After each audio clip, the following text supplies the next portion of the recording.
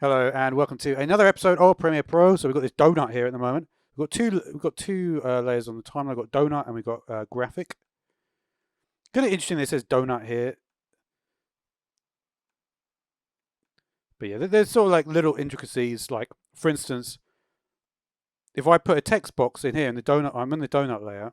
If I put a text box here, it's actually not going to be able to do that. You see, it just inserted a new graphic layer, and this is what happened before actually when I did that.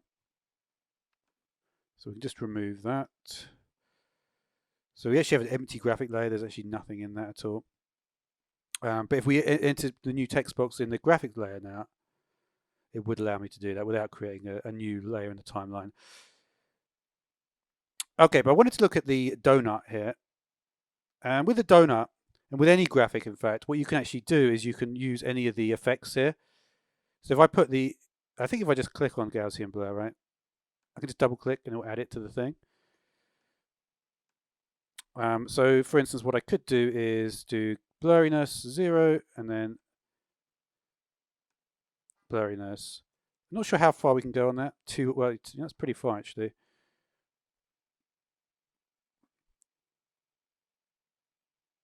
Kind of an interesting effect.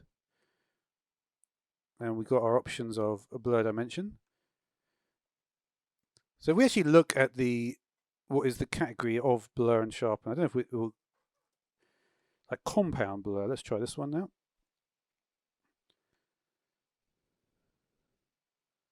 Okay, this looks like it's like you can do a blur over a different thing, right? Okay, and I noticed that it was already blurred when I put it in because this is, if I had this at 0, I imagine it wouldn't be blurred, right? Yeah, correct. So for some reason it had a default setting, and you can be. I'm just trying to think if there's a. I guess we'll go to 100. This one is kind of interesting. It looks like it's really powerful.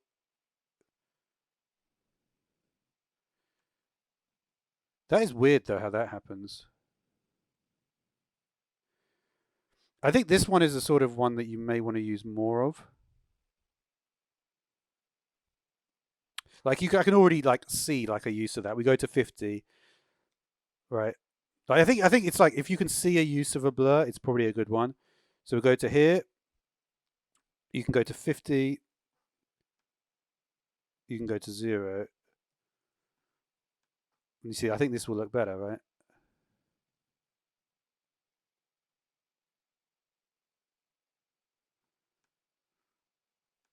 But and with these, we can do Beziers on them all.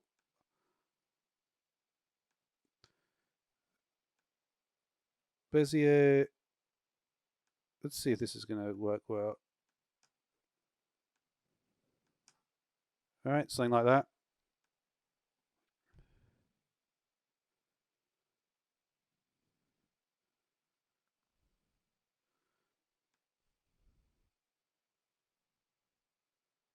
It may be that it's just not rendering. Is this a problem here?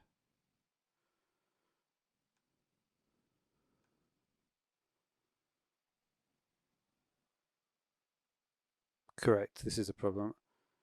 Let's do it like that.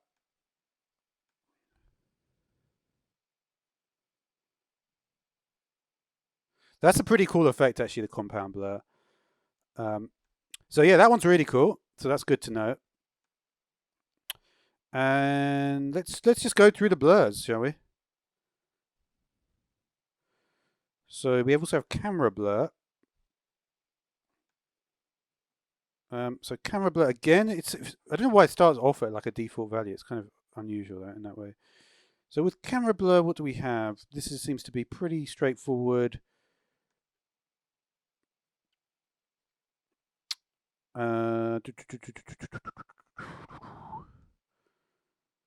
If I do 100 here, oh wow, look at that. Camera blur looks super powerful. You can also change. Look at that.